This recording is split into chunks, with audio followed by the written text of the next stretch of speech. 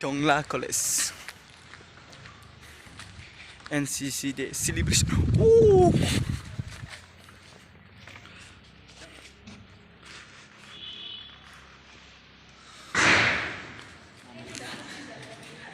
So, সকলোকে পুনৰ শুভেচ্ছা দিছোঁ আন্তৰফালৰ পৰা শুভেচ্ছা দিছোঁ আৰু আশা কৰিছোঁ এই শুভ দিনটোৰ পৰাই তোমাৰ আটাইৰে ভৱিষ্যত দিনবিলাক ভাল কাটো